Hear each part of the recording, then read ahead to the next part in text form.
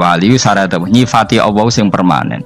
Ketika Allah mensifati dirinya al-hadi, zat yang memberi petunjuk, maka sifat ini lazimah abadi ila yaumil. Maka apapun rusak dunia iki tetap akan ada orang baik ila yaumil.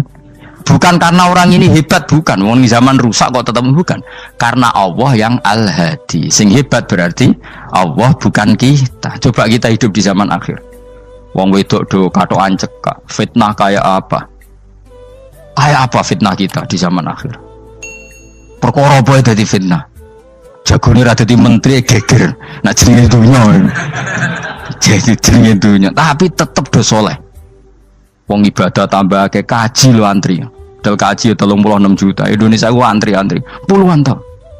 Wa qala ta'ala afa hasibtum annama khalaqnakum abatsan. Afa hasibtum mono to nyangka sira kabeh annama khalaqna mestine gawe ingsun kuwi sira kabeh tak gawe abasan khali ora ana gunane. Masa kamu ngira bahwa penciptaan kalian tuh gak ana gunane? Wa annakum lan nyangka sira kabeh. Wa annakum lan kowe nyangka sira kabeh ilena maring ingsun kowe nyangka latur jauna ora den balekno sira kabeh. Orang yang selalu berpikir bahwa dirinya itu teledor dalam hal taat, padahal Allah selalu baik pada dia. Kalau selalu berpikir gitu, mesti ya tawalladu dadi kalahirna minha sange hadil fikra al haya wisin.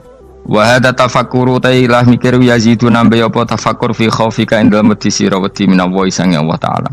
Orang yang berpikir demikian terus isin terus dadekno wedi pangeran. Wa yahmiluka lan dorong apa iki hada ka ing sira ala laumi nafsika ing atase modo awak sira mengkritik diri kamu sendiri wa taubihiha lan melehno nafsika wa mujamanabati taksiri lan ngeduwi pepeko wa mulazamati tasmiri lan mulazamah no netepi cangcut. Tasmir mana cangcut nopo serius nih, tasmir bahasa Indonesia ini serius. Kalau orang tahu dirinya gegabah pepeko dalam ibadah, kemudian tahu itu disalahkan Allah, pasti dia akan menjauhi taksir itu, sembrono itu, dan selalu nopo serius melakukan nopo ibadah. Mun kula terangno nggih masalah mulai fikrotun fi wa'dillahi ta'ala. Terus kita tahu di Quran, di hadis itu ada janji Allah, kemudian ada nopo ancaman Allah. Terus yang dijanjikan tentu para wali. Wali wong apik, kowe wali sanggepe wali. Wali amatir wali pokoke wali. Terus perilaku sing ora disenengi Allah. Kalau beri contoh nggih sing aman, maksudnya aman itu ada di beberapa kitab. Misalnya Fathul Mu'in. Fathul Mu'in itu kitab yang dipakai semua pesantren, kitab fikih. Itu kalau ngeritik kamu kalau mau sholat, iku kudu ana melayune. Mane kula nu sering gawe syariat teng santri kula, pokoke nek jamaah mbuh pira kadare iku ana melayune. Guling-gilingan nak kowe iku serius. Kan yo ora lucu misalnya dipanggil kiaimu terus mlaku sewantai kan koyo wong ora peduli no. Nah, dawe Mu'in itu sederhana oleh contoh. Karena Allah itu mengkritik orang munafik yang kalau berangkat ke sholat itu malas-malesan. Artinya fal kasal iku min sifatil munafikin. Malas-malesan adalah sifatnya orang munafik. Jadi kena ape sholat terus sampai angop terus rokoknya tindakno sik. Sewantes. Nah iku rondok. Rondok PKI rondok munafik kan. Wae rondok. Mergo sifat itu sifat yang napa? Munafik. Wa idza qamu ila sholati qamu kusala. Kalau mereka berangkat ke sholat itu secara malas-malesan. Nah, kebalikannya orang baik itu wasari'u ila maghfirati rabbikum. Kalau ada sesuatu yang potensi menjadikan maghfirahnya Allah itu kesusu cepet-cepetan. Ngan rata-rata kiai nak melaku iku banter. Guling-gilingan nak menuju barang apik iku ketok serius. Nah kiai kok mlakune lon-lon kemungkinan nek ra di dhuwit ya ketuan. Ora pati iso ngaji, jare sing anteng-anteng kuwi ana makonane, paham no? Sekali-kali nek ngaji pas marung ana tat ngaji mlayu nganti nabrak-nabrak wong. Iku insyaallah luwih keren apa? Tapi yo ngawur nganti nabrak-nabrak. Kalau cerita, dadi mulane kadang wong khusuk ora wali, Mas. Kowe nu angel dadi wali. Mergo nek ape ngaji ku angop niku ora wali-wali. Mulane iki mareni terakhir iki mareni ya. Jadi tumak nina itu ada batasnya, enggak boleh tumak nina fil khairi. Kalau kebaikan kudu wasa riwono kesusun. Sebagian ayat kebaikan diredaksen Allah fafirru ila wa firru ku melayu. Jadi kan apa ngaji kok lon-lon pejama itu gak seru, kudu napa? melayu. Ono melayu nih, ono unsur cepet-cepet. Mulane kadang wong anteng ra dadi wali-wali mereka kenemenen. Paham ya? Ini peringatan ke wong Solo mbek Jogja nih. Nah bab iki ape wong Madura. Tapi nak hadis la takhdhab ape wong Solo mbek Jogja. Dadi kok plus minus apa? Madura soleh lah kandhani la takhdhab itu paling abot. Aja gampang muring-muring. Paling abot. Lan kula di santri Madura kathah. Tak kandhani pantangane hadisnya Madura la takhdhab. Mergo Madura paling susah nak disuruh menahan muring-muring. Nah wong Solo Jogja nak kon kesusu ra gelem. Ngalon-alon waton kelakon Muhammadan. Saiki jog ngaji dirubah no. Sing wong Jogja koyo Ruhin barang Melayu, sing wong Madura ora apa? Ora emosi. Jadi ya enggak apa-apa, memang kita tidak pernah sempurna. Nah, kula wong Pantura radi seneng miso wong Pantura niku. Mergo belah no. Tapi ini penting kula aturno, makanya ndak ada ibadah yang Nabi itu tidak kesusu. Bahkan saking kesusunya Nabi itu pernah ada kejadian dan ini enggak bisa ditiru secara fikih. Saya ulang lagi ini enggak bisa ditiru secara fikih. Ada air itu kira-kira ya hanya sekitar 100 meter. Tapi saya ulang lagi ini nggak bisa ditiru secara fikih. Nabi itu tidak wudu, tapi tayamum yang dekat sama debu di dekat kamarnya Nabi. Itu riwayat yang memang nggak bisa ditiru tapi harus dibenarkan. Ketika Nabi ditanya kenapa engkau tidak menuju air itu, jadi saya tidak yakin sampai air itu. Padahal saya kesusu nang suci. Jadi saking inginnya Nabi nang suci itu sudah yang dekat tayamum saya tayamum. Tapi saya ulang lagi ini nggak bisa ditiru secara fikih. Karena kamu tidak akan hadir kayak Nabi. Makanya ini tak peringatkan kamu kan tidak akan hadir. Meniru aku kira iso, meniru Nabi itu baru iso. Iso Gus nak niru yang jajal mau kitab koyo aku nak melengkar kabeh. Jadi Nabi pernah ngalamin itu ya. Jadi itu nggak sampai 100 meter ada air. Mungkin nggak sampai 50 meter bahkan. Tapi Nabi itu pas panik, mungkin saking hadirnya pada Allah ingin posisi suci, itu tayamum. Ketika ditanya al amru asra'u min dzalik, urusan bisa lebih cepat timbang itu. Saya pernah ngalami seperti itu tapi tidak se ekstrim tayamum. Wudu pakai aqua, pakai. Jadi saya pernah di mobil, kemudian saya pas usul mobil tak suruh berhenti terus saya wudu pakai air aqua. Padahal ya dekat masjid ya dekat. Karena kadang tadi kepanikannya orang-orang dekat Allah itu beda. Itu pokoknya butuh asro, butuh melakukan sesuatu yang cepat. Ada contoh lagi yang lebih ekstrim. Ada ulama punya baju dua. Karena orang Arab kalau pakai pakaian kan celana terus sarung baru jubah. Makanya orang Arab itu biasa pakai lafaif berlapis-lapis pakaiannya. Ya pastinya pas kondisi ideal itu biasa lafaif. Ya kayak saya misalnya kan nggak pakai kaos karena orang priayi kan mesti pakai kaos baju. Cuma saya nggak pernah pakai jas, dianggap nganten malah repot. Kalau disungkan, kalau di jas kuatah kan. Gara-gara dianggap kiai roto-roto nak ngaji kan aku jas. Karena jaluk kan nggung kiai. Wah bingung, bos ngekek iku niat sakake, Gus Bak ora jas ora kelar tuku tapi ya ora ro. Niate elek bape ya ora ro. Kemungkinane iku nganggep aku ora kelar tuku terus ngekeki. Itu berarti suudzon yang terlembagakan. Kemungkinannya ya saking takzime wae kepengin kiai ini duwe jas. Utawa kemungkinan ini Gus Baik kalau mau ben dikekno wong ra jelas-jelas ya.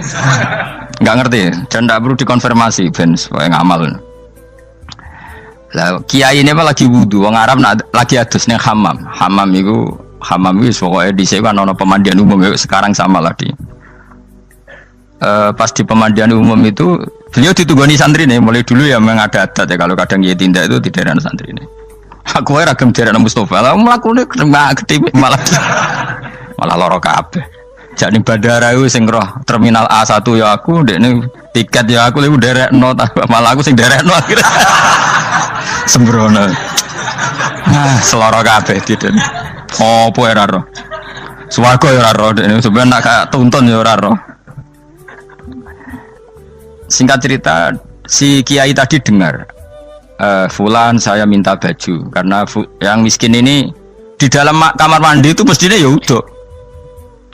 Kiai sudah di kamar mandi, itu bilang ke santrinya, Cung baju itu kasihkan satu sama yang minta tadi. Terus kata santrinya, ya Syekh, Halla badaan ghusal tambok kamu jangan ke susu. Kamu mandi dulu, engkau mandi dulu baru ngasih. Terus kata beliau, hati saya pas itu ingin ngasih. Setelah mandi saya selesai, mungkin hati saya sudah rubah, ada ingin apa? Ngasih. Jadi cepat itu imma takut mati, sehingga kamu tidak sempat melakukan kebaikan. Wa imma takut rubah. Apa? Takut rubah. Kan iso wae pas adus karena mungkin lagi seneng-senenge kena banyu, lumo. Barang 200 medit. Kan yo ora roh. Wah anak pas lomo lakoni wae engko kan iso medit. Atau pas sampai lomo wis mati. Potensi jadi kita ini mengejar waktu mati dan mengejar berubahnya pikiran apa? Berubahnya apa? Pikiran. Pokoknya walhasil dalam semua kebaikan teksnya Quran itu fafirru ilallah, lari. Firor itu maknanya apa? Lari. Itu yang saya minta lah. Jadi apa tradisi tertentu. Tapi memang tradisi tumak nina itu bagus. Saya hormat sama orang Jogja, Solo, Magelang itu hormat. Tradisi tumak nina itu bagus. Tapi kadang kenemen. Karena ada momen di mana kita harus ke susu. Misalnya kebakaran kan ke susu. Kalau takut kebakaran saja kita harus ke susu, apalagi ini kebakaran rokok, spring, itu lari. Ya, jadi ini kita harus fair. Makanya guling-gilingan. Saya tuh kalau manggil santri kok kurang lari itu tak marahin. Bukan karena saya ingin bikin syariat. Kalau mau jamaah gitu, sa'i samu kudu mlakune iku beda. Makanya sa'i itu kan maknanya melaku kecil. Itu hebatnya Islam. Tawaf itu kan yang 3 kali pertama itu disuruh romal itu lari-lari apa? Kecil. Sa'i juga sama. Itu guling-gilingan kita ndak boleh sowan pangeran dingin-dingin saja. Emang kalau loh. Cara pangeran terus ana wong tawaf mlaku mbek angop terus santai. Iku bangune apa ibadah. Kangen aku ta ora kok saenake dhewe. Nek melayu kan seru. Apa? Senajan tau ketemu pangeran Gusti paringi sugih wis ngono lah pokoke. Ya ora kurang ajar melayu ku susu jebule jaluk ya apa? Sugih. Ya eling-eling ya. Jadi ini kula suwun lah. Tapi ora 100 gebut mlaku 120 iku ngawur nek iku. Pokoknya ana kesusune lah. Entah berapa kadarnya itu ana. Mergo istilah pangeran apa wasari'u bergegas lah. Ya apa? Makanya Nabi dulu pinternya gitu. Ada Bani Sulaim, Bani Ghifar itu punya adat tumak nina. Itu sama Nabi dipuji. Adat kamu bagus tumak nina, tapi dikurangi tumak ninahnya kalau dalam kebaikan harus ke susu. Ada daerah yang temperamental. Dikandani Nabi la taghdab. Ya sama seperti di kita kan. Orang Madura di bab musyawarah ahlal khairat mungkin bagus, tapi di la taghdab kurang. Orang Solo, Jogja di tumak ninah bagus, tapi di musyawarah kurang. Jadi makanya ini barokahnya ngaji ya dirubah sidik-sidik. Maksudnya yang plus minusnya itu dirubah. Karena saya belum pernah menemukan tag orang baik itu diredaksikan tenang, tapi semuanya redaksinya apa? Wasari'u itu apa? Bergegaslah, fafirru, larilah. Jadi fafirru ilallah, maka larilah. Firu itu lari apa berjalan? Lari. Supaya maksudnya lari itu tidak harus lari kayak pembalap itu enggak. Pokoknya ada unsur kesusune gitu. Ada unsur bergegas. Dan karena ada etis memang, misalnya saya sebagai anak dikasih tahu babak atau kangkang Gus ibu sedang gerah serono swantai itu kan kayak gak ngergani wong tua. Kudu ono melayu nih. Nah, di sini ini maka diredaksikan di semua riwayat Nabi itu kalau jalan wa idza masa, Nabi kalau jalan itu fakaan namayan hattu min sobabinir takoh. Semua dibak menerangkan apa Nabi kalau jalan itu seakan-akan turun dari tangga. Maknanya cepet. Fakaan naman hatto min sobabinir takoh. Jadi Nabi kalau jalan itu cepet. Ya dong nih ya. Paham ya? Ngiling-ngilingan. Nah, ciri utama berpikir secara Qur'ani adalah apa? Kamu mencari sifat-sifat wali Allah. Dan ternyata sifat wali-wali Allah itu musyaroah ilal khairat, kalau melakukan kebaikan ke susu. Dan sifat orang munafik itu kalau melakukan kebaikan bermalas-malasan. Wa idza qamu ila sholati qamu kusala. Sehingga kata Fathul Mu'in, kalau kamu sholat kudu ono kesusune, ono nasate, guling-gilingan kamu biar tidak berkategori munafik. Karena orang munafik kalau wa idza qamu ila sholati qamu kusala, kalau sedang mau sholat malas-malasan.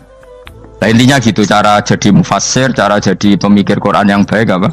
Sifatnya orang baik dikumpulkan, kemudian kamu ingin diri itu. Sifatnya orang buruk kamu kumpulkan, kemudian kamu menghindari sifat itu. Misalnya Allah cerita Fir'aun. Fir'aun itu penyakitnya apa? Istagna, merasa kumoluhur, merasa tercukupi semua. Itu sifatnya apa? Fir'aun. Tapi sifatnya orang baik itu ya Yuhannasu antumul fuqara'u ilallah. Sifat orang baik adalah merasa fakir, merasa enggak siapa-siapa di depan Allah Subhanahu wa taala. Sehingga keangkuhan itu sifat Fir'aun, merasa fakir, merasa enggak siapa-siapa adalah sifatnya orang baik. Makanya nadumanya Habib Abdul Haddad masyhur itu. Ana abdun soro fakhri dimna fakri, itu yang sering dinyanyikan, dilakukan para wali-wali itu apa? Ana abdun soro fakhri dimna fakri. Jadi ana uta ingsun abdun kawula. Soro ingkang dadi apa fakhri kebanggaan ingsun iku dimna fakri mergo fakir ingsun. Jadi saya ini hambamu ya Allah, yang sebagai kebanggaan saya adalah saya selalu butuh kepada Engkau. Karena ciri utama orang jelek adalah hidup seakan-akan nggak butuh sama campur tangannya Allah Subhanahu wa taala. Kalau saya punya uang pasti senang, punya jabatan pasti senang. Saya jadi menteri mesti beres semua, saya jadi gubernur beres semua. Merasa bisa semua itu min sifati Fir'aun, itu sifatnya Fir'aun. Tapi kalau kamu jadi menteri, jadi gubernur, saya tidak siapa-siapa tanpa pertolongan Allah. Saya kiai pun tidak bisa apa-apa tanpa pertolongan Allah. Saya orang baik pun tidak mesti dijamin baik terus tanpa pertolongan Allah, sehingga selalu la haula wala quwata illa billah. Saya bisa menghindari maksiat ya karena Allah, bisa melakukan taat juga karena Allah. Nah, orang yang seperti ini itu jenis ana abdun soro fakhri dimna fakri. Saya ini adalah hamba yang menjadi kebanggaanku adalah karena saya selalu fakir, selalu butuh kepada Engkau. Ini penting kalau terangkan, jadi supaya orang terbiasa. Dan kalau seneng ngaji ini paling seneng. Kenapa saya ngaji seneng? Karena tadi kebaikannya Allah, nikmatnya Allah saya omongkan, sehingga dengar orang banyak bahwa Allah itu baik, Allah itu zat yang kita tuju, Allahu Somad. Jadi kalau saya jadi wali karena di kamar 40 dino paling terkenal wali, terus wong salam template yo ndongakno, terus untung aku ora untung blas. Lan cara bapak wali be ulama iku mulya ulama, wali iku nak terkenal wali paling banter wong sowan nggo gula, sing untung ndekne. Tapi kalau ulama menerangkan kebaikan, orang dengar semua, akhirnya Islam menjadi siar. Mana bodoh-bodoh tadi wali ulama, ambek wali ku ya dhuwur ulama. Mbok ambek kuwe dhuwur kuwe mergo ora ono makome itu sih. Terbangem kan cepet kaya kapuk, tapi cebloke tok laut. Wong nek ora di makom iku kaya kapuk. Terbangnya cepet, tapi gak tahu jatuhnya di mana. Dieling-eling ya, dados kula suwun sangat. Selama ini adat kita buruk.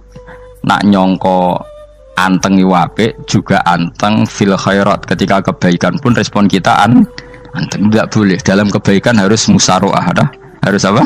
Musaroah. Musaroah itu kesusu. Nah itu makanya filosofinya apa? Kalau tawaf pertama juga kon cepet. Sa'i namanya ya sa'i. Sa'i maknanya apa? Lari-lari kecil. Jadi kalau bahasa Arab itu masya yamsi masyan itu jalan biasa. Kalau sa'a yas'a sa'yan itu jalan agak lari. Makanya darani sa'i. Kau oleh sa'i kok leha-leha ora oleh. Tapi aja terus numpak skuter balapan yo aja. Mulai bingung wong saiki. Nah wong sepuh numpak skuter pantes saiki sing nom-nom lah do numpak skuter. Terus nek sing wengkek pasangan suami istri skuteran pun tuaf. Aku wis kodho malaikat ing barno aja tampa. Mangkel wong. Lagi ini sing hafal Quran ngalim diselipi ya perkara ade kono kanggo skuter. Aduh maten. Ijek enom nak tuwek tak malu. Ijek enom kan. Iku wajib mbok pasutno kan. Pasute wong fikir mandi yakin. Wah, nak wis yo terlalu senajan sah yo tapi terlalu. Ijek enom. Padahal bualah pan sruwet mesti. Iya karepe Arab Saudi ngono diolehno. Cara kula penguasa Arab sing tuwek tok mati tak oleh sing nom-nom tutuki ngono. Tapi yo pancen yo sanak saya sah sekedar sah.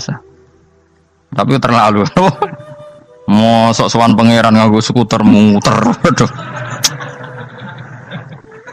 Nah, sembrono. Yo coba lakoni ku awas yo. Kecuali guys tuwek mati wis ngono. Tuwek tok rame mati yo aja. Aneh-aneh. Ya maksudnya kesusu orang ngono iku. Tok budi wae. Wa minha anta tafakkar nggih. Eleng-eleng nggih, wae-wae nggih napa sifatnya orang baik yang di Quran itu kita pelajari, lalu kita tiru. Misalnya sifatnya orang baik termasuk apa itu? Ala inna auliya Allahi la khaufun alaihim wa lahum Tidak pernah punya rasa takut, rasa gelisah itu harus kita tiru. Karena kalau kita punya rasa gelisah itu biasanya lama-lama agak ridho, bek kodok, kodar. Itu kudu ceria. Lu kalau sebagai manusia sering susah, tapi saya paksa, susah itu saya hilangkan. Karena kalau saya rasakan susah terus, lama-lama saya agak ridho, bek kodok, kodar. Makanya saya paksa, seneng, tak paksa. Sesuai kulino. Nganti kalau saat ini kira iso susah. Di murid kira jelas sudah iso susah. Sangking apa? Nah kiai kan susah. Aku di murid wakil, Gus tua pikir tak air serah jelas. Goblok cara aku kiai ini. Ora usah ngono. Zaman akhir ono wong ngaji go kitab wis hebat. Ono ngrungokno ngaji wis hebat. Ono ora paham tekone majelis wis hebat. Lah nek paham teko kan wajar, kira paham kok teko kan luar biasa. Nak ono penikmat ngaji paham biasa. Ini enggak paham kok teko. Wae guyu iso. Guyu hebat itu, hebat. Hebat. Nah, ono menteri dilantik guyu wajar, lu ora menteri ra kok guyu. Iku kemungkinane loro, saking waline saking gedene wis moro. Pokoke seneng ibadah.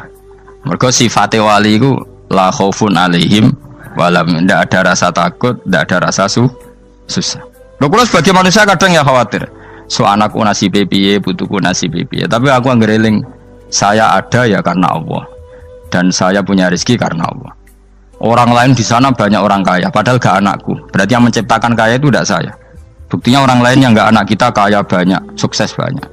Kenapa kita menjadi seakan-akan pelaku sejarah? Kadang orang kan berpikir, ya akhirnya orang mesti maslahat dari kamu. Pas minta itu karena tomak kamu, hadun nafsi kamu, serakah kamu, tapi gak tahu diri, pantas taura dengan permintaan. Kalau gue misalnya Julmo jadi wali, iso Allah tersinggung. Bocah atau tirakat atau jalur jadi wali. Tapi gak dulu ya Allah tersinggung, kira tahu dulu. Jadi orang kalau tidak wali itu sudah keliru terus. Jadi bukan di sepuro, tapi tak kira itu ada. Jajal gitu maju wali kok sabtu kok dirjilan. Kira-kira Allah tersinggung ngapa nyembah jadi? Kira-kira tersinggung. Tapi misalnya kira tahu dulu kok pengen kau Imam Syafi'i, Allah tersinggung. Bocah ora di idola. Terus ikut.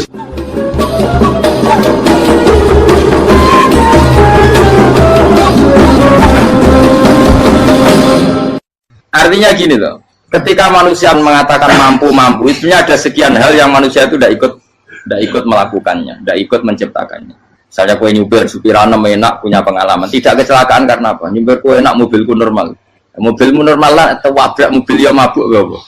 Nah di sini ini manusia dituntut, diingatkan terus, kamu itu butuh Allah, rahmat Allah itu yang melindungi kamu, bukan keahlian kamu, bukan kecakapan, karena tanpa itu semua tidak bisa, semuanya Allah. Ya, tapi manusia tadi gara-gara misalnya tadi mobilnya normal, dia punya keahlian nyupir, terus mengklaim kalau keselamatan dia itu karena hati-hatinya dia, karena mobilnya normal. Padahal ada sekian catatan yang menjadikan dia selamat dan semuanya itu kudrahnya Allah Subhanahu wa Ta'ala. Misalnya gak ditabrak wong mabuk, gak ono gempa, gak ono bumi merekah. Misalnya kita pintar nyupir lah, terus bumi memangap, terus kita templung nggak apa-apa. Kemudian daerah-daerah kayak ya rasa tak sebut nomor itu. Kira tahu muka siapa yo, bener mari tak sebut nomor yang ngeri. Intinya Indonesia ora aman, tapi kita tenangai satunya ora aman kabeh, ora sing aman. Ora usah kuwatir dikuwi faksi, ora usah kuwatir meteor jatuh, kabeh ya potensi napa? Potensi semua. Sehingga ini sedikit saya ijazahkan. Suatu saat kata Rasulullah, saya yang Mu'ad melihat kamu hanya sejengkal di depan para ulama ketika nanti di akhirat. Terus Mu'ad tanya, Rasulullah tanya, kenapa kamu hanya satu jengkal dengan derajatnya para ulama ketika sowan Allah? Terjawabnya Mu'ad, kamu punya amal apa? Terjawabnya Mu'ad, ya Rasulullah, saya tidak pernah melangkahkan satu kaki, kecuali saya tidak pernah yakin apa bisa melangkahkan kaki yang satunya. Dan saya tidak pernah mengunyah satu makanan, kecuali saya juga tidak pernah yakin apa bisa menelannya. Dan saya tidak pernah bernafas satu nafas kecuali saya tidak yakin apa bisa nafas berikutnya.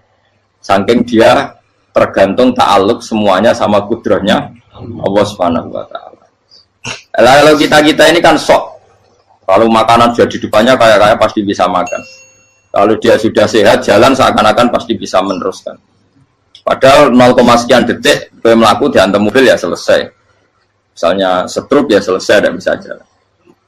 Sehingga para wali-walinya Allah itu orang yang filah gotin min lahadotagi, setiap kedipan dia, setiap perilaku dia itu hanya ta'aluk ambil Allah Subhanahu wa ta'ala. Itu yang disebut ya ayyuhannasu antumul fuqara'u ila. Nah, kemudian resiko makom ini, ya semua makom tak ada resikonya. Resiko makom ini itu biasanya dia lupa doa. Kenapa lupa doa? Karena doa itu terdefinisikan. Tak wari ilmu hakikat, harus rumah serah paham lah, tak ulang no. Ya resiko ilmu saya ingatkannya. Ilmu itu kan ada dua. Ada ilmu yang karena didefinisikan, dan itu akhirnya menjadi masalah. Sebenarnya ilmu itu tidak perlu definisi. Kedua, ilmu yang kita rasakan. Misalnya gini, kalau sama saya tanya, kamu pernah nggak minta jadi punya uang banyak? Nggak, tanya, pernah nggak minta? Terus artinya minta itu apa? Terus kita mendefinisikan, menengadahkan tangan, bilang ya Allah, saya minta uang banyak, saya minta ingin beli mobil. Itu namanya apa? Tidak jauh saja. Doa kan? Itu kesalahan kita. Kesalahan kita mendefinisikan doa itu, misalnya menengadahkan tangan dan memohon dan menyebutkan permohonannya itu terus disebut doa. Nah, tapi kalau menurut Allah, sistem tubuh kamu yang menghendaki punya mobil, sistem tubuh kamu yang ingin punya uang banyak, reaksi tubuh kamu yang terhinakan karena ditagih orang atau butuh uang, ini menurut Allah ya sudah kamu itu peminta-minta. Saya ulang lagi ya. Sehingga menurut Allah kamu minta tidak minta ya tetap berstatus peminta, pengemis. Nah, orang-orang yang sudah wusul, meskipun itu kondisional ya, tidak selalu. Itu ya dia pikirannya menengadahkan tangan apa enggak ya sama saja tubuhnya merasa minta, sehingga dia tidak perlu mengekspresikan minta. Nah, terus orang yang fikih bilang seperti itu tuh sombong, wong kok gak tahu dungo. Sebetulnya keliru vonis orang fikih. Bagaimana mungkin dikatakan sombong? Dia reaksi tubuhnya, elemen tubuhnya sebetulnya meminta. Dia tidak berkategori meminta karena ilmu kadung didefinisikan kalau minta itu yang seperti ini. Itu kan lama. Nanti kalau suatu saat Indonesia yang kuasa itu terlalu NU atau terlalu yang tidak NU, lama-lama ada definisi. Misalnya yang dikatakan tahlilan itu apa? Ya bid'ah, Nabi tidak pernah tahlilan. Sahabat tidak pernah nahlilin Nabi. Malah nanya kaji Nabi jadi tahlil. Mana nih tahlilan jalukno sepuro mayit, kaji Nabi jalukno sepuro. Sehingga dengan tradisi itu tahlil itu masuk definisi bid'ah. Karena nggak pernah dilakukan sahabat dan para tabi'in. Ya salahnya kamu definisikan. Tapi kalau udah kamu definisikan, diarani tahlil, ya mau la ilaha illallah. Terus mungkinkah satu bacaan la ilaha illallah dilarang? Wong ra oleh maca kalimat tauhid. Jadi misalnya tahlil iku nafatno kalimat tauhid. Oke to ya orang ora iso dilarang, tapi nak tahlil iku mitung dinane mayit kaya budo, sokane kriminal. Enak. Ya sudah seperti itu. Makanya banyak orang salah itu karena ilmu kadung didefinisikan. Nah, definisi itu sebenarnya tidak mengikat dalam banyak hal. Ini penting saya utarakan. Ya karena seperti itu. Makanya itu masalah-masalah besar antara kita dan firqah-firqah yang lain. Masalah ahli sunnah, terus masalah yang lain-lain. Memang, ya sudah seperti itu.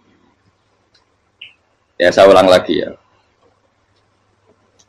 Ketika Nabi Ibrahim mau dibakar Namrud, itu masyhur cerita itu.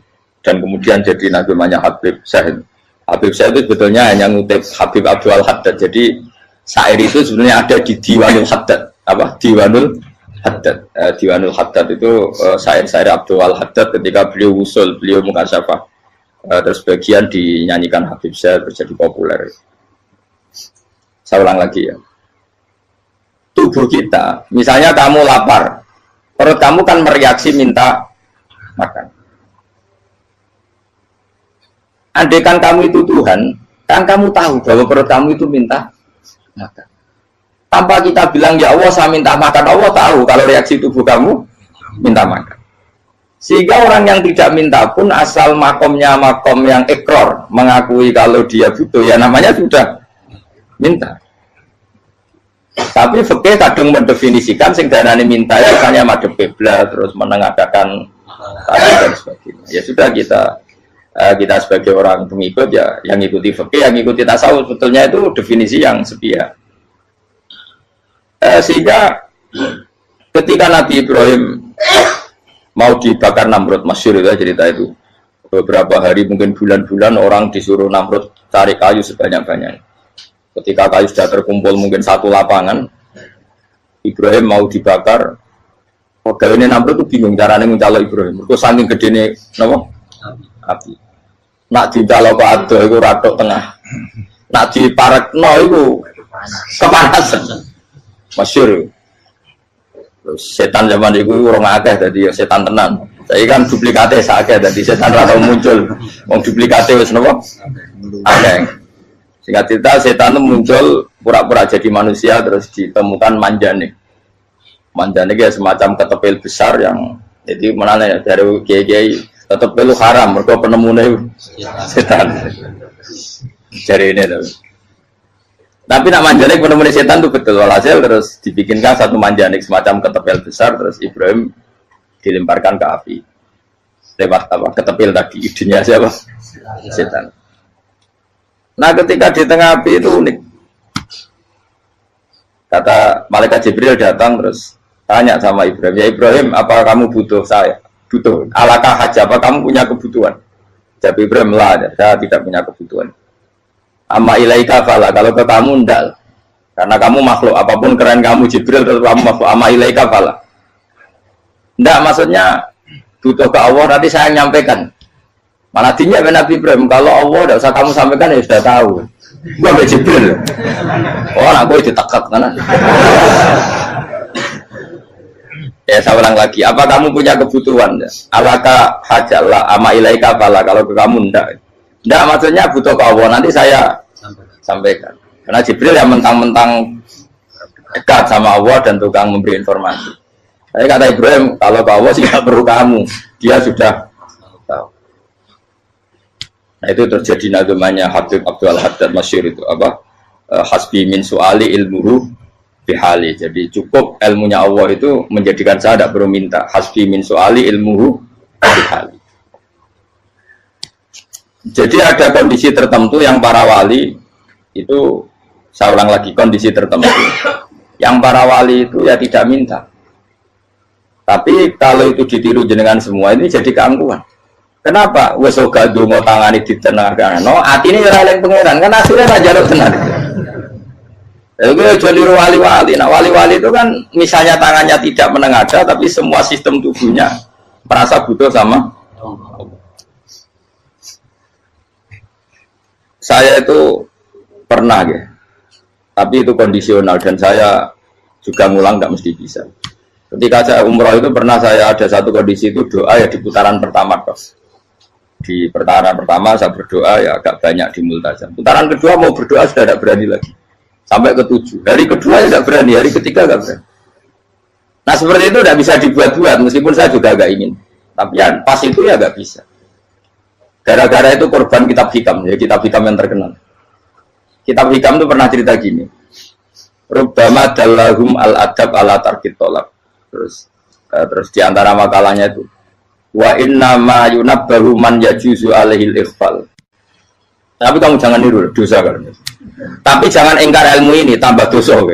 Jadi niru ya dosa, ingkar ya dosa. Jadi ada seorang wali kata hikam. Kadang-kadang seorang wali itu mau doa diulang itu sungkan. Kenapa? Yang perlu diingatkan itu yang potensi lupa. Allah kan masih ingat doa kemarin. Lalu gara-gara saya sebelum umroh itu mensinau kitab hikam agar aku dulu. Ya Allah, sing tak dungani ini ece eling kok tak eling nomene. Jadi wa inna ma yunabbahu man yajuzu alaihi yang bisa diingatkan hanya orang yang potensi lupa. Sementara Allah tidak akan.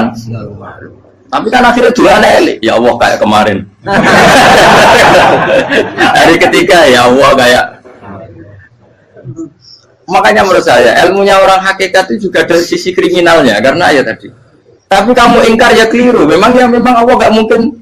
Lupa ngapain kamu ingatkan? Makanya menurut saya Allah itu mandat terbaik, benar-benar Rahman Rahim. Mestinya nak Allah terbaik itu mau bedino malah ngamuk. Lah aku lagi tapi mbok ilang eling dong. Tapi Allah itu maklumi ya, dengan kekeliruan. Kita ini kan selalu keliru, donga terus juga keliru sebetulnya. Karena seakan-akan kan mengingatkan seseorang yang mungkin lupa. Wong Allah tidak pernah lupa kok, kamu ingetin terus. Atau kamu menggurui Allah, yaitu ya Allah nang sebadani kalau di duake, padahal nggak mesti maslahat bagi kamu. Duake orang mesti maslahat bagi kamu. Maka ada sekian contoh yang wali itu dibully pangeran. Saya sering cerita, banyak cerita wali itu dibully pangeran, digarap ya pangeran. Ini gara-gara salah itu. Saya pernah cerita dan itu ada di hikam di kitab itu. Itu ada. Ada wali itu tukang hamal, hamal itu manol di pasar itu tukang angkut. Jadi kalau ada orang bawa barang berat diangkut dia, terus misalnya ke kalau dulu mungkin ya ke kereta atau ke singkat cerita terus diupai. Setelah dapat apa dia pasti pulang karena dia hanya butuh makan satu piring karena dia tirakat makan satu piring untuk ibadah 24 jam. Singkat cerita dia ngeluh ya Allah, kamu tahu, engkau tahu saya ini pecinta engkau, saya ini hanya butuh makan satu piring untuk kuat sholat. Tapi kenapa harus jadi juru manol? Berilah saya rezeki yang tanpa kerja. Nah, selang sekian hari dia dituduh maling, terus di penjara, terus dapat rezeki tanpa kerja. Dia terjawab kenapa jadinya gini? Kan kamu minta rezeki tanpa kerja. Ya itu penjara itu rezeki tanpa kerja kan. Jadi Allah memperlakukan para walinya itu memang unik. Ya kadang dibully. Sehingga dalam cerita-cerita kenabian tata qadiyat itu nggak ada orang yang sering dibully Allah kayak nabinya. Karena nabi itu orang yang dicintai Allah. Jika salah sedikit saja itu toro pangeran, toro kampus itu digarap, dibontor, salah sedikit. Misalnya begini, Nabi Yakub itu kan nabi. Dia mungkin nyon jauh nggak tersadar nyembelih apa itu anak sapi itu di depan indukannya. Ya beliau mungkin spontan saja, Pak. Kalau kamu yang melakukan pasti tidak ada hukumannya karena Allah dapat peduli sama kamu sudah lah. Artinya nggak peduli salah pantas saya nggak jelas ya gitu. Tapi ini Nabi. Ketika itu terus indukannya sapi tadi ya Allah Yakub itu kekasihmu. Saya tidak berani sama dia karena dia kekasih. Tapi saya tetap menuntut keadilan. Dia harus merasakan susahnya dipisah dengan anak. Meskipun dia tidak nuntut rasanya roh anak sebelah itu tidak ada ekstrim itu. Sapinya itu hanya nuntut ya Allah dia harus merasakan sakitnya terpisah dengan anak. Akhirnya Allah menciptakan Yakub mengalami terpisah dengan Nabi siapa? Yusuf. Itu kalau kata qadiyat, itu kalau yang melakukan tidak Nabi pasti nggak dibully Allah, dibiarin. Karena Nabi ini yang melakukan. Nah. Terus ini Nabi Yusuf lagi, malah rasa daftar wali berat. Nabi Yusuf itu di penjara itu karena terdolimi apa karena memang dia salah? Terdolimi. Dan Yusuf itu Nabi. Nabi Yusuf itu Nabi betul memang benar-benar. Meskipun ganteng dia Nabi. Syaratnya Nabi ganteng, kira-kira melebu. Nabi itu harus ganteng, nggak boleh. Nabi elek ora oleh. Karena Allah izin di kekasih keriting elek. Allah yang diselera. Kabeh Nabi mesti yang paling ganteng di kaumnya, yang paling nasab. Nggak boleh Nabi kok pesek, keriting, enggak boleh. Tapi kalau sudah jadi orang soleh boleh kan. Tapi kalau Nabi tidak boleh. Nabi Yusuf bukan, masyhur kan cerita Nabi Yusuf dengan siapa? Zulaikha. Dan belum ada orang dalam keadaan darurat masih cerdas kayak perempuan. Jadi singkat cerita, ketika Yusuf diajak Zulaikha selingkuh gak mau kan keluar dari kamar. Delalah kebetulan wa alfaya sayyidah Rajal. Itu si Zulaikha tadi spontan langsung bilang, wahai suamiku, apa hukuman orang yang ingin menodai keluargamu? Itu wong wedok. Padahal dia agak terencana, dia pun nggak bayangkan kepergok suaminya. Itu dalam keadaan kepergok itu masih cerdas. Suamiku, apa hukuman orang yang mau menyelingkuhi keluarga Anda? Singkat cerita suaminya murka, terus Yusuf di penjara, terdolimi. Ketika di penjara, kemudian Yusuf punya keahlian mentakwil apa? Mimpi. Kan tadi suaminya Zulaikha itu tidak sampai raja ya, kira-kira PM atau menteri. Raja itu punya mimpi yang bisa nakwil itu hanya Yusuf. Singkat cerita terus utusan raja datang ke Yusuf dan takwilan Yusuf terbukti benar. Tapi Yusuf ini seorang nabi, saya ulang lagi Yusuf seorang nabi dia tapi ya manusia. Bilang gini ke utusannya, coba bilangkan ke raja kamu di penjara ini ada orang yang di penjara secara terzalimi yaitu saya. Tolong laporkan ke majikan. Itu Allah tersinggungnya itu bukan main. Nabi kok lapor makhluk. Itu tersinggung. Nah, aku kan gak piye. Kowe ngajakno proposal ya ora piye-piye. Wis pokoke Allah kowe wis ra piye-piye wis. Wong sampean swargane ya ora langsung wae ngono pokoke kira-kira kan sudah enggak perlu ditegur. Makanya fa'an sawi syaitanu dzikra rabbi fala bitha fi sijni bid'asi. Maka Allah mentakdirkan utusan raja tadi itu lupa melaporkan peristiwa Yusuf ke raja tadi, sehingga raja nggak pernah dengar kalau ada orang di penjara karena Allah tersinggung. Wong kowe ku nabi kok lapore ambek penguasa. Ngono tok iku wis Allah tersinggung. Karena dia nabi, nggak boleh nabi lapor makhluk. Jadi Allah itu dengan nabi itu sangat-sangat sensitif. Sangat-sangat sensitif. Ya begitu. Terus kita yang terkenal, meskipun ini nggak ada di Quran, Nabi Musa. Nabi Musa itu pernah sakit gigi karena dia mentang-mentang kalimullah, orang yang sering komunikasi dengan Allah, minta ya Allah, tolong tunjukkan obat gigi saya itu apa. Singkat ini sama Allah dikasih tahu, kamu ngunyah suket ini, gitu. rumput ini kamu kunyah nanti pasti sembuh. Karena resepnya dari Allah ya pasti mujarab, kan nggak kok dokter. Singkat ini dikunyah terus sembuh. Suatu saat dia sakit gigi lagi, nggak konsultasi lagi karena masih punya resep tadi kopian apa resep. Nah, dia datang nyari suket yang sama dikunyah tambah sakit. Tanya sama Allah, ya Allah ini kan resepnya yang sama, kenapa tambah sakit? Kata Allah, kamu itu kekasihku. Orang nak sing ngobati ku aku ra suket sembrono. Semenjak itu Nabi Musa pernah resep lagi sudah. Andaikan tuh kamu, pasti Allah juga nggak tersinggung. Makanya kata Qadiyah, kenapa para nabi sering ditegur itu bukan karena Allah murka, nabi itu beda. Jadi kesalahan kecil atau apa-apa yang menurut kita ada salah itu untuk nabi salah. Makanya di ahli sunnah ada kaidah apa? Mimba bi hasanatil abror sayyi'atul muqarrabin. Pernah dengar kaidah apa? Mimba bi hasanatil abror sayyi'atul muqarrabin. Sesuatu kalau dilakukan umumnya orang itu hasanah atau kebaikan, tapi kalau dilakukan para nabi itu salah. Karena apa ya, saking dekatnya dengan Allah. Saya ulang lagi apa? Mimba bi hasanatil abror sayyi'atul muqarrab. Jadi nabi itu beda. Nah, para nabi itu orang-orang yang mengalami fikir yang doa resmi kayak siapa tadi? Definisi fikir ya sering. Kayak definisi orang tasawuf yang sering.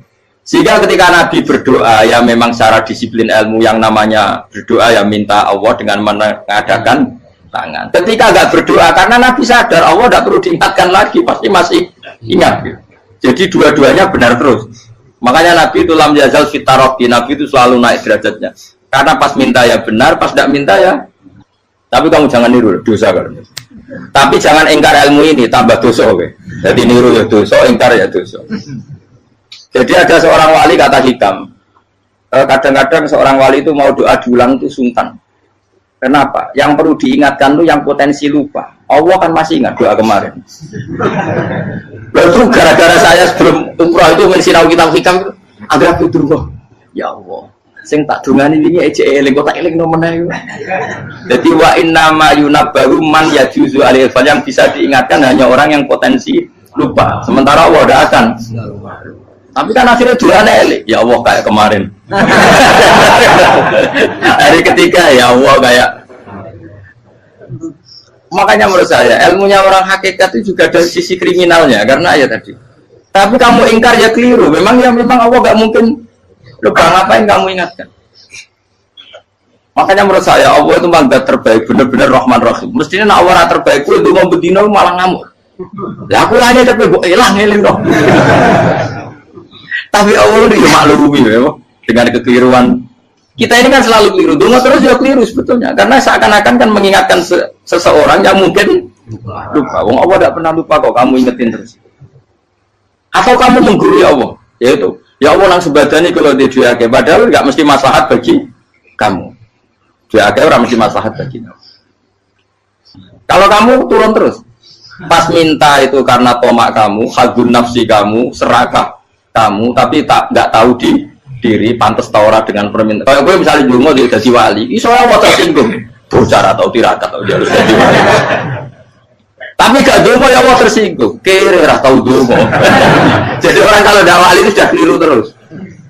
Jadi kok di sepuro, tapi tak kira itu akeh. Ya jajal gitu maju wali kok sabtu kok dirjilan. Kira-kira Allah tersinggung ngapa nyembah? Kira-kira tersinggung. Tapi misalnya kira tahu dongo kepengen kok Imam Syafi'i, Allah tersinggung. Bocah ora di idola. Ya terus piye Gus? Ya piye kadung salah biasa wis. Wis bakat salah no. Bakat salah. Wis dongane sing gampang gak mesti bener. Rabbana dzalamna anfusana wa lam taghfir lana wa tarhamna lanakunanna minal khasirin. Tak pernah punya kitab dan kitab itu menurut saya luar biasa. Bahkan ketika adu bully itu, adu cara mahasiswa itu kayak pelonconan itu. Nabi sama Nabi pengiran gitu dan itu sekali yang satu salah melakukan disiplin ilmu sampai pengiran itu degradasi. Dan Allah memang mengancam gitu. Kalau kamu melanggar ini, la ahbiton namin diwani nubuah. Nanti la amkuan namin diwani nubuah. Kamu saya hapus dari buku kenabian. Tes-tesannya ya lucu, pilihannya begini. Kata Nabi Musa kan ditanya. Ketika dia khutbah ditanya orang, siapa orang paling alim ya Nabi Allah? Sekarang orang paling alim itu siapa? Nabi Musa jawab, saya kan. Ya itu Allah tersinggung karena wong kok berarti ini bodoh. Tapi ada kan Nabi Musa kok jawab Fauzi, itu salah, tambah salah meneh. Atau enggak Furugen, malah salah meneh. Tapi jawab Musa ya salah.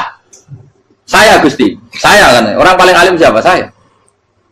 Allah memperingatkan Musa, ada seseorang yang lebih alim ketimbang kamu. Coba kamu harus ketemu dia.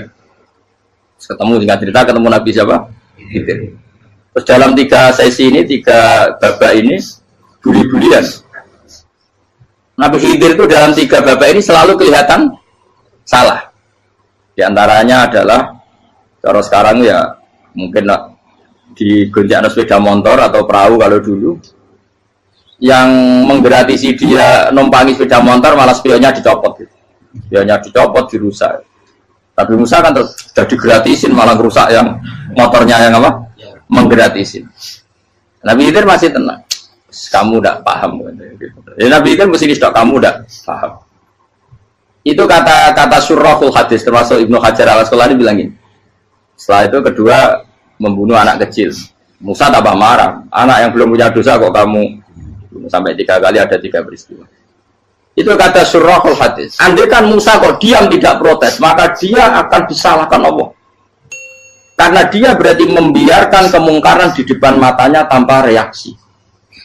Jadi sebetulnya ketika Musa berontak itu Nabi Khidir, Nabi tenang gitu. Jadi itu kan unik. Tapi berontak yang disalahkan. Jadi angel, sandi tes-tesan jadi Nabi itu angel. Misalnya kalau Nabi Musa itu kayak model santri Jawa Timur, Nabi Khidir salah, derek mawon. Ya nabi jero barang mungkar. Menengae. Berarti ya Nabi goblok kira-kira. Makanya memang Musa harus konsisten seperti itu, harus demo terus. Kayak saya misalnya sebagai kiai, ya harus seperti ini cara mulang saya. Nggak boleh saya misalnya terus anut mulang terus tawadu semeneng terus ora karu-karuan.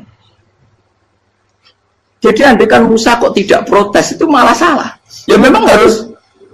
Dan itu Nabi Khidir, Nabi tenang. Makanya Nabi Khidir akhirnya respect. Tidak ada hati sebaik kamu Musa. Risi itu gak nyaman ketika melihat kamu. Jadi itu punya poin. Tapi lucunya Nabi Khidir yang jalan. Tak ada rasa kok mentah kok. Tapi harus disalah no. Ya aku dari Nabi Musa. Ya jajal, gaya peristiwa meneh aku tak sabar rata kok. Bareng. Kok jajal nih. Bareng dijajal ya protes meneh. Barang protes meneh, tinggal 1 kali kesempatan. Kowe takok meneh, wis ora dadi muridku. Dikasih kesempatan lagi, ya protes meneh dek nomor. Tapi itu justru itu menjadi kelebihannya Nabi Musa karena syarat seorang nabi adalah al-musara'ah ila inkaril munkar kata Ibnu Hajar al-Asqalani. Syarat seorang nabi adalah secepat mengingkari sesuatu yang mungkar. Enggak boleh. Ya toh misalnya kita jadi murid terus gurumu itu gandeng artis atau gandeng penyanyi dangdut. Dia derek mawon.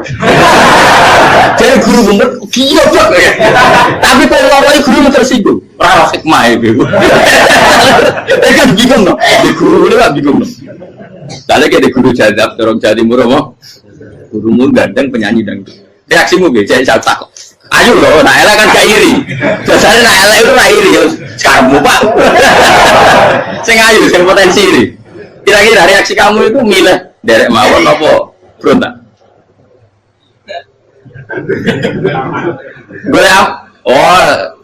Nak gurumu wong alim, mesti nak pasti meneng. Muridku giyo, tidak sensitif. Roh barang mungkar dilakukan di depannya kok tidak reaksi, tidak protes, tidak gebet tenang. Tapi lucunya guru mau nak protes, gak ada akhlak. Guru lagi senengnya kok rawat. Nah Nabi itu kan buli-bulian. Jadi Nabi Khidir dengan Nabi Musa itu tepat-tepat. Karena dua orang ini sama-sama kekasih Allah. Itu Nabi Musa justru barokahnya itu dia tidak pernah kelasmennya di bawah Nabi Khidir. Semua ulama sepakat kelasmennya Musa tetap di atas Nabi Khidir. Sehingga yang berlakunya tetap ilmunya Nabi Musa, bahwa membunuh anak kecil tidak boleh, merusak perahu milik orang lain tidak boleh. Karena Allah tetap lebih respect dengan ilmunya Nabi Musa. Nabi Khidir tetap ilmunya nggak dipakai, meskipun dia disebut hakikat. Karena ilmunya Nabi Khidir ngani ngoyo, wong ape mutus kok ngenteni kinceng loh mahfud. Lah sing iso iku sapa? Barang ra mungkin kok. Makanya Nabi Khidir terakhir menutup kalimatnya wa ma fa'altuhu an amri. Dzalika ta'wilu ma lam tasdi alaihi sob. Aku dhewe nglakoni iki ya ora roh, wis ditakdir nglakoni ngene. Dadi Nabi Khidir ya ora paham. Jadi wa ma fa'altu an amri itu akhir kira-kira artinya saya sendiri tidak melakukan ini karena inspirasi saya sendiri atau keputusan saya sendiri. Tahu-tahu saya ditakdir melakukan. Karena pas itu Nabi Khidir disetting semuanya dengan ilmu hakikat, yaitu bayi tadi memang kutiba kafiron, kutiba kenapa? Kafiron. Memang dia nanti kalau umur nganti tua ditakdir mati kafir. Daripada mati kafir nanti, ya sudah mati sekarang. Tapi nggak mungkin kan ada syariat daripada soben beling mateni kecil. Orang syariat tetap ikut Nabi Musa. Makanya kata Ibnu Hajar Al-Asqalani itu uniknya Allah sama para wali-walinya. Wali itu kelirullah, itu tetap disenangi pengen. Terus pengenan nabi ini kecil-kecil kan, yo pada nak wong. Terus keempat kan. Tadi kan saya punya contoh 3, ini contoh keempat, ini terakhir. Akhirnya kok ilmu merah cukup, tetap salah bingung nggak? Nabi itu minggat itu boleh tidak? Tanpa pamit, minggat itu pergi nggak pamit itu boleh tidak? Tidak boleh. Rasulullah meskipun kayak apa disakiti di Mekah itu tidak pernah minggat, tidak pernah hijrah. Saya ulang lagi, karena butuh izin. Tapi Allah pernah punya kekasih, yaitu Nabi Yunus. Nabi siapa? Yunus. Itu Quran meredaksikan ya abako itu terjemahnya apa? Minggat. Kalau pergi itu tidak ada. Tapi ini Allah meredaksikan itu abako itu ya minggat. Nabi Yunus itu dakwah di daerah Nainua. Nainua itu ya Babylon sana. Kampungnya namanya Nainua. Ya daerah Babylon. Babylon itu kalau di geografis modern ikut Irak. Ikut mana? Irak. Jadi Kufa, Basra, Babylon. Terus siapa itu yang ngalahkan pasukan Yahudi dulu itu Buktanasor, Hebukat, Nasir itu ikut mana? Babylon, apa? Babylon. Bama unzila alal malaka ini di Babila Harutama. Makanya kalau ulama-ulama melihat Irak kacau sampai sekarang itu tidak kaget. Irak itu Ardun Mal'unah kalau di kitab-kitab. Bumi yang memang sudah terlaknati mulai dulu. Sehingga ketika ada kasus Saddam Hussein sekarang itu ulama tidak kaget. Zaman Rasulullah Sugeng itu Irak itu termasuk sudah bumi yang guna keazalah. Jadi di sana pasti banyak fitnah. Fitnah pertama yang dicatat sejarah adalah Mautul Hussein, apa? Kabudutnya Said siapa? Hussein di Karbala. Era Imam Syafi'i adalah zaman Mifnah, ulama dibantai karena dipaksa mengatakan Quran apa? Makhluk. Terus konflik-konflik sampai era Saddam Hussein terus era sekarang jadi. Lah kita ini ulama sebenarnya tahu tarikh itu. Tapi di era modern kan dianalisis karena campur tangan ini itu ya sudah lah. Sebab goblok pun daripada ngebantah-bantahan malah kamu. Ibu goblok, ibu pinter. Sekarang kan analisisnya kan, wah ini ada campur tangan pihak ketiga diciptakan nih saunu ini. Ya kalau intelijen harus ngomong seperti itu. Kalau kita seperti ulama memang dari dulu dicap Nabi hunalika az-zalazil wal fitan. Saya teruskan. Nabi Yunus itu dakwai kaumnya itu lama sekali dan tidak iman. Nah semua nabi kalau kaumnya tidak iman itu diberi hak Allah ngancam akan adanya adab apa? Ngancam akan adanya adab. Nabi Yunus ngomong gitu terusin. nanti kalau kamu udah iman, lu pasti kena azab. Anggap saja dia ngancam gitu sudah berbulan-bulan. Singkat cerita, azab baru tinggal 3 hari lagi. Ayo nang iman, tinggal 3 hari lagi. Ya kira-kira dia ngomong misalnya Ahad, berarti Ahad, Senin, Selasa. Atau kamu milih Selasa, ya Rabu, Kamis. Singkat cerita Ahad itu dia gak kuat. Wah, semuanya kurang tolong dino kaumku tetap orang iman. Mantel asal, minggat deh. Minggat ya, jadi mau minggat kan nggak punya tujuan, so asal pergi jauh saja. Ada perahu, sekenanya dia naik saja. Namanya minggat nih. Kalau bawa bekal terencana, bawa visa, paspor kan plesir namanya. Jadi minggat itu ya enggak, ya sekenanya nggak persiapan. Singkat cerita sampai ikut perahu nelayan tadi, terus zaman itu ya ada mitos kalau ada gelombang yang nggak wajar, pasti ada orang minggat.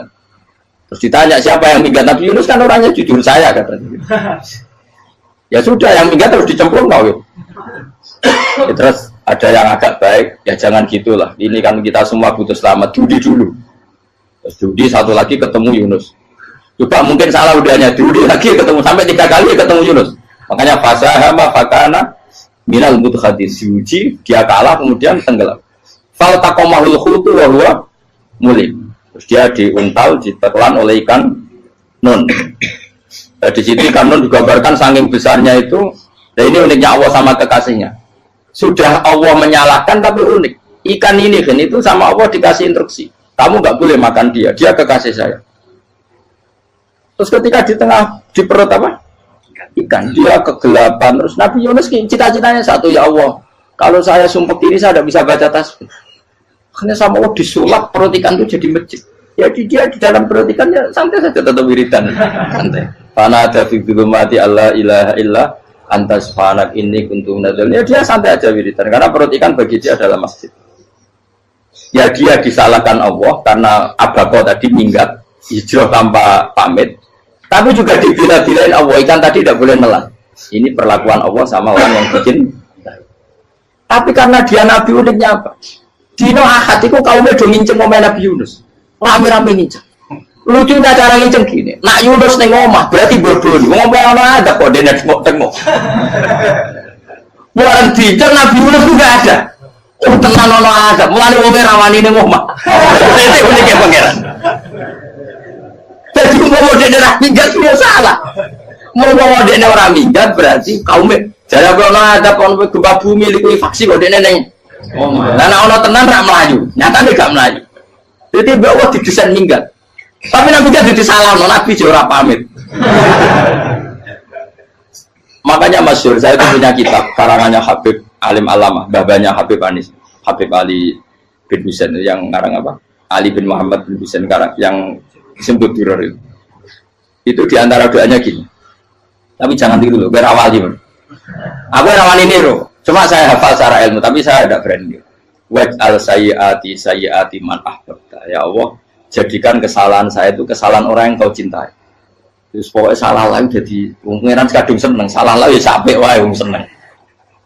Waj'al sayyiati man ahbab.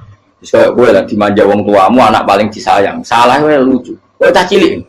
Kowe seneng cah cilik. Salah wae Becano gelas ya lucu, tiba ya lucu. Tibane cah tua-tua. Bro, jelalatan mulane tiba. Nah itu barang kau menginceng omahe Nabi Yunus gak ono wong. Wah, berarti adab mau turun betul. Andai kan adab tidak jadi turun, pasti Nabi Yunus berada di tenang. Wes. Barang mulai malam Kamis, adab itu sudah kelihatan.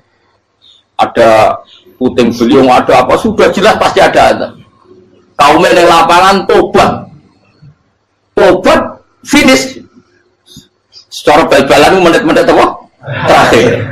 Wes apa benar ditompo tuh berarti. Wes gak sido tak ada wong kowe tobat. Singkat cerita Nabi Yunus hari ketiga atau apa dia selamat. Pakai versi yang umum saja. Selamat fal taqamaul khutu bahwa falaula annahu kana minal musabbihin la bi batni ila yaumi yub'atsun. Akhirnya dimuntahkan sama ikan nun tadi terus dia keluar.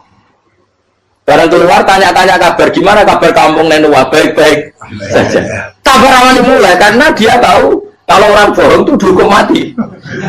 Padahal dia bohong katanya Kemis itu ada azab, ternyata kampungnya baik-baik. Padahal baik-baiknya karena mereka tobat. Jadi masyarakatnya nyari dia karena mau iman. Si nabinya gak berani pulang karena nanti itu mati. Aku pangeran nabi kekasih itu dia. Pangeran ya guli tinggi. Oh itu beda-bedaan. Wong kekasih pangeran. Aku yang hati pitol atau diadab. Jadi pangeran kekasih aku gitu. Orang koyo. Akhirnya pangeran sama mulai. Wah nak mulai aku disiksa. Perkara nih kalau pembohong itu dihukum mati. Masyarakat yang boleh tenan. Mereka nalam kemis kok azab tenan. Batas do tobat. Institut falau laka naskoryatun amanat fanafa'aha imanuha illa qauma Yunus lamma amanu kasyafna anhum adzabal khizyi fil hayatid dunya. Enggak ada kampung yang saya adab kecuali kasil tak adab, kecuali kaum Nabi Yunus. Aku semeh ngadab lho, pas menit terakhir peta adab tobat. Akhirnya sido dari pangeran. Iku kaum Nabi sinten? Iku yo barokah minggate Nabi Yunus. Lah iku nabi. Wong kliru kok barokah iku nabi. Umpama Nabi Yunus ora minggat, kaumnya berpikir Yunus bohong. Wong ape ana azab kok tengok-tengok ning ngomong. Tapi pas minggat tenan iki salahno pangeran, minggat kok gak paham. Hikmat. Amalane kira usah protes. Wali itu beda, kekasih pangeran itu sama dengan sing dialami Rasulullah sallallahu alaihi wasallam ning sulhul Hudaybiyah. Semua perjanjian itu salah secara hukum fikih. Bukan salah lagi, sangat salah cara ukuran fikih. Sehingga semua sahabat itu protes kecuali Abu Bakar As-Siddiq. Cuma semuanya ngomong Umar, tapi semua sahabat akhirnya ya mencoba di antara perjanjian gini. Pertama kan enggak biar sampean enggak terlalu jadi teroris, enggak terlalu jadi ekstremis. Memang ya usah jadi teroris, ya terlalu jadi teroris. Semua itu mungkin kan, dunia semuanya mungkin. Singkat cerita Nabi itu sudah di Hudaybiyah. Hudaybiyah dengan Mekah kan tinggal sekitar paling 40 kilo. Saya pernah itikaf di masjid yang pernah dipakai Hudaybiyah. Kan sekarang jadi mikot ya, termasuk mikot umroh di Mekah kan apa? Hudaybiyah kan mikot di yang terkenal kan apa? Jirona, Tanim, Hudaybiyah. Itu perjanjiannya tuh gini. Perwakilan dari Quraisy namanya Suhail bin Amr, siapa? Suhail bin Amr. Perjanjiannya gini, Muhammad kamu tidak boleh masuk Mekah. Kamu boleh masuk Mekah itu tahun depan. Padahal Nabi sudah bilang kepada sahabatnya, ayo kita umroh. Dan diberi hak umroh. Tapi setelah sekitar 40 kilo masuk Mekah, dicegat sama orang kafir Quraisy. Lah, Nabi itu sakit tenan. Nabi kadung mentafsir, memberi berita gembira, saya mimpi kalian masuk tanah haram, aminina mukhalikin, aman semua. Semuanya bercukur gundul atau mencetak rambut. Pokoknya, terus kata sahabat senang sekali karena mimpi Rasulullah tidak pernah apa? Tidak pernah salah. Bareng di situ, di antara perjanjiannya, hadza ma kataba ali Muhammad Rasulullah. Ini perjanjian yang ditulis Muhammad Rasulullah. Kata Suhail, hapus kata Muhammad Rasulullah. Kalau saya tahu kamu Rasulullah tidak saya perangi, tulis Muhammad bin Abdullah. Kata Rasulullah, ya Ali hapus tulisan Muhammad Rasulullah. Kata Ali, tidak saya akan menghapus setelah Muhammad Rasulullah. Saya tapi unik. Hapus gak popoli, masih hapus aku tetap Rasulullah. Tulisan wajib. Jadi Nabi ya relax saja. Tapi Ali katanya, fawwama ana bimakhihi abadan. Saya tidak akan menghapus tulisan itu selamanya. Kata Nabi, benar gelem hapus. Tanganku didono, aku sing hapus. Nabi kan umi tidak bisa baca terus. Tangannya Nabi sendiri yang dilewatkan Ali ke tulisan itu sehingga terhapus. Nabi ya relax. Li, wong tulisan wae aku ora ditulis Rasulullah ya tetap Rasulullah. Nabi masih relax. Terus perjanjian kedua, kalau ada orang kafir Quraisy masuk Islam harus dikembalikan, karena berarti keluar dari habitat. Tapi kalau sudah Islam kok masuk kafir lagi harus dibiarkan, karena berarti kembali ke habitat.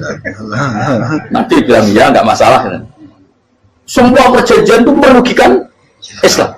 Itu secara fikih pasti salah. Akhirnya Umar itu protesnya keras sekali. Ya Rasulullah, apa engkau masih nabi? Utakail senang. Apa engkau masih nabi? Dan Nabi saya santai balai ya saya masih nabi. Tapi kenapa kamu hinakan kita dan memberikan kehormatan pada orang-orang kafir itu? Jawabnya kan Nabi lucu. Ya agama itu kayak pangeran. Masih aku perjanjian yang ngono kok pangeran sing angkat agama iki tenang wae. Kan Nabi ku perjanjian gue manusia gampang. Jadi Nabi itu sangi imannya Allah tetap yu'izzu hadzal-din. Allah pasti memuliakan ini agama. Apapun perjanjian yang diciptakan manusia. Makanya bapak saya, Mbah Mun, guru saya itu ngaram-ngaram tenan mikir Islam. Islam mbok pikir haram, ono sing duwe. Ben ngono. Dunya rusak kok apa ben tetep Islam ku mulya. Rasa mbok pikir wis keliru-keliru lah perjanjiane dunya keliru lah. Lu coba Uni Soviet kayak apa hegemoninya? Kayak apa kuatnya Uni Soviet? 100 tahun mengkooptasi Uzbek, Tajikistan dan tapi apa bisa menghilangkan keimannya orang Uzbek Ceknya? Ketika Uni Soviet bubar langsung malah negara-negara itu jadi persemakmuran yang negara apa? Indonesia kayak apa? Dikooptasi PKI, dijajah Londo 350. Mbah Soleh Darat alim itu zaman Londo, buyut-buyutku alim zaman Londo. Iku semondok Mekah ya alim. Zaman PKI ada wong alim. Saya kira zaman Islam Nusantara apa ono sing alim koyo. Itu Islam menarik zaman wis di regani negara, zaman di negani negara terus mul. Karena ini agama milik Allah. Punya ketahanan yang luar. Ya, semuanya dari Nabi tentang kayak perjanjian salah lamar. Tak apa-apa. Inna wa ta'ala a'azza hadati. Inna wa ta'ala la yudhi'u dinahu wa la yudhi'u. Pokoknya pengiran bakal ngebaru agamanya orang masalah perjanjian keliru lah. Perjanjian ketiga itu semuanya merugikan Islam. Tapi apa kata Abu Bakar ketika protes Nabi gak dijawab? Datang Abu Bakar. Menurut kamu gimana? Jawab Abu Bakar lucu. Makanya ini menunjukkan makanya kenapa ahli sunnah berkeyakinan Abdul Sahabat itu siapa? Abu Bakar. Jawab Abu Bakar. Wes samar, perjanjiannya keliru lah, wes keliru lah. Kayak geremeng-geremeng santai negeri. Tapi la tadkhul bainahu wa baina habib.